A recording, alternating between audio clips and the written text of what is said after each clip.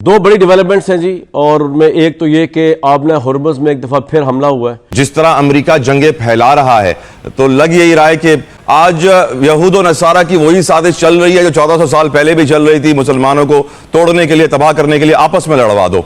शरीका इस वक्त अरब ममालिक हैं और वो फिर से जवाल पजीरी की तरफ गामजन हो, और जो मेन एडवांटेज कह लें, ये जो फायदा उठा रहा है इसका पूरा, वो तो सीधा इजराइल विनर हो रहा है इस कशीदगी के बीच पे।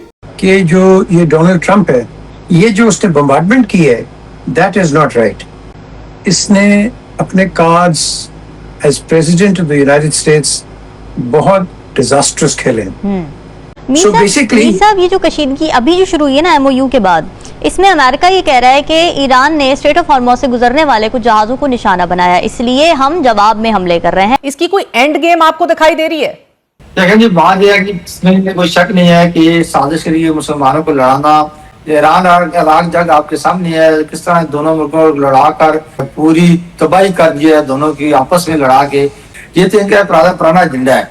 तो एक बड़ी सेंसिटिविटी है हमारी, और ईरान भी हमारा बरादर हमसाया मुल्क है, हमारे मफादात जुड़े हुए हैं, और सऊदी अरब की तो खैर कहने की ज़रूरत नहीं है।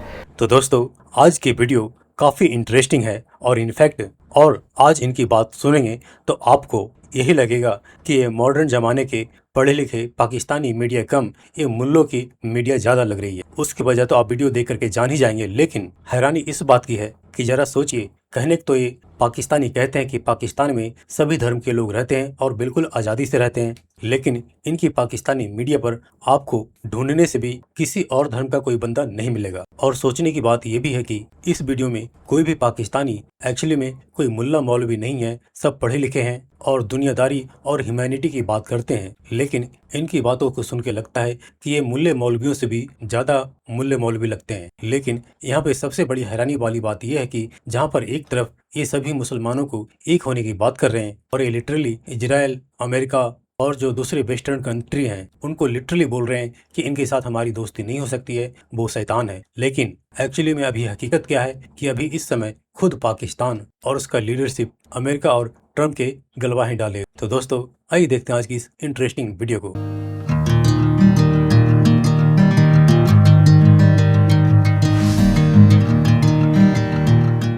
ख़वातीनो हज़रात, 1400 साल पहले दुनिया में यहूद और नसारा को यह बात मालूम पड़ गई थी कि मुसलमानों को जंग में हराना मुश्किल ही नहीं, नामुमकिन है। इसीलिए उन्होंने वो फॉर्मूला तरतीब दिया जिसकी वजह से नबी करीम फरमा कर गए थे कि मेरी उम्मत में 73 फिरके होंगे, सारे सारे जहन्नमी होंगे सिवाय एक के।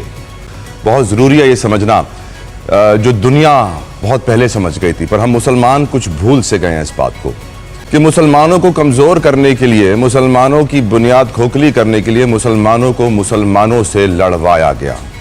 दुनिया का शैतान इजराइल मुसलसल ये चाह रहा था कि गजा की नस्ल कुशी के ऊपर दुनिया की आवाज़ खामोश करा दी जाए, उसने करा दी।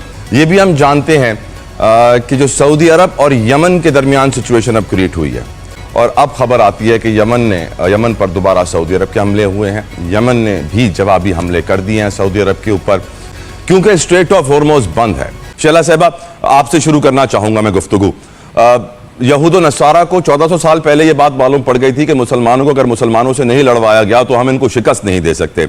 आज जब सऊदी अरब यमन पे दोबारा हमले कर रहा है, यमन जवाबी वार कर रहा है, लेकिन जो मेरा कंसर्न है वो ये है आज कि आज भी मुसलमानों को मुसलमानों से लड़वाने की साजिश दुनिया में ओपनली की जा रही है, और हम मुसलमान होने के नाते उस साजिश को समझ भी नहीं रहे हैं। बहुत शुक्रिया तलहा। जिस तरह यहूद और नसारा को पता चल गया कि वो हमसे जंग में हार जाएंगे, तो क्या मुसलमानों को पता नहीं है कि हमें भी ये हुक्म है कि यहूद और नसारा तुम्हारे कभी दोस्त नहीं हो सकते। हम उनकी तरफ देखना कब बंद करेंगे? हम क्यों नहीं अपने यहाँ रिसर्च करते? हमारे यहाँ हम क्यों नहीं एक हो जाते, जब हमें भी मालूम है कि हमें भी बताया गया है कि यहूद और नसारा तुम्हारे कभी दोस्त नहीं हो सकते। हम आवाज उठाएंगे, इंशाल्लाह सबको बताएंगे मैडम आपकी मदद से। अहमद अवैस साहब, ईरान की ये सारी जंगों के दौरान हमने ये भी देखा कि अफ्रीका के अंदर भी जंग बड़े पैमाने पर हो रही है, और वहां पर हमें याद है कि सऊदी अरब की प्रॉक्सी एक तरफ थी, दूसरी तरफ यूएई की प्रॉक्सी थी। मेरा सवाल आपसे यह है, आज यहूद और नसारा की वही साजिश चल रही है जो 1400 साल पहले भी चल रही थी, मुसलमानों को तोड़ने के लिए, तबाह करने के लिए, आपस में लड़वा दो। और इस साजिश के ऊपर थोड़ी सी आप भी रोशनी डालिएगा हुजूर। जी, आपने बड़े ही बर्वक्त सवाल किया है और अभी मोहतरमा शहरा रजा ने भी बड़ी अच्छे अंदाज में इसके ऊपर जो अपना इजहार ख्याल किया। देखिए, बात यह है कि ये समझ तो सबको है, कौन सा मुसलमान होगा और कौन सा आलिम दीन होगा। सिंपली पढ़ाओ तो सूरह मुआहिदा के अंदर बड़ा वाज़ेह अल्फाज में लिखा है कि यहूद और नसारा तुम्हारे दोस्त नहीं हो सकते, और जो मुसलमान इनके साथ मिलके अपने आप को बड़ा बनाने की कोशिश करेगा वो तुम में से नहीं है। बड़े वाज़ेह अल्फाज में आपने भी पढ़ा होगा ये। इसके बावजूद आपने देखा कि हमारा हाल ये है कि अपने एक दूसरे के साथ हम दस्तों गिरबान हैं, हम तेग व तफंग लेके उसको एक दूसरे को मारकुटाई में लगे हुए, उसकी जान के दुश्मन हैं, लेकिन दूसरी तरफ यहूद और नसारा के पांव पकड़ के बैठे होते हैं हम। जिस तरह अमेरिका जंगे फैला रहा है, ईरान जो जवाब दे रहा है अमेरिका को, उस पर आपका ओपिनियन, ये जंग खत्म होती हुई आपको नजर आ रही है या नहीं? क्या हम शैतानी कुव्वतों का आज मुकाबला कर पाएंगे? तो बहरहाल ये आपकी बात दुरुस्त है कि मुसलमानों को आपस में जो है वो अपने रिलेशंस मुमालिक के, मुस्लिम मुमालिक के आपस में ठीक होने चाहिए, ताकि ये एक दूसरे के साथ रस्साकशी करेंगे तो फिर यकीनी तौर पर गजा के मामलात हैं जहाँ पर ये मिलके आवाज उठाएंगे।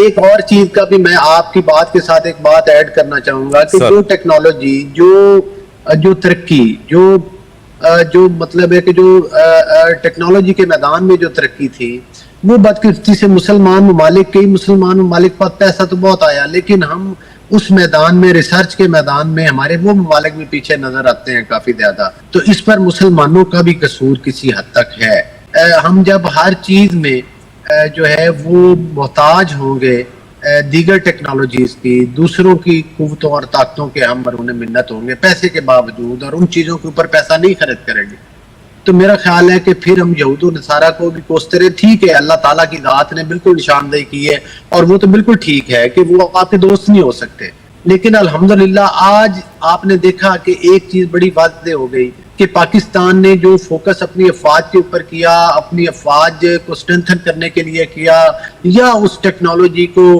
जो है वो अपनाने पर किया, तो आज फील्ड मार्शल आसम मुनीर साहब और मुसल्लह अफवाज और हमारे जो है मतलब है कि प्राइम मिनिस्टर, उनकी हिकमत अमली की वजह से पूरी दुनिया के अंदर मार्का हक के बाद जिस तरह से पजीराई मिली और जिस तरह से पाकिस्तान लगातार मीडिएटर का किरदार अदा कर रहा है, और अल्लाह करेगा कि ये हालात किसी बेहतरी की जानब चले जाएंगे। अगर सऊदीया और ईरान के तल्लुकात कुछ बेहतर हो जाएं तो शायद उनके तेल की सप्लाई लाइन ईरान की तरफ से उनको रुकावट ना आए। और अमेरिका के सदर ने तो शायद पहले भी अनाउंस किया है कि वो मतलब है कि उनका कंसर्न ज्यादा ईरान के ऊपर है, बाकी ममालिक को फिलहाल नहीं रोक रहे।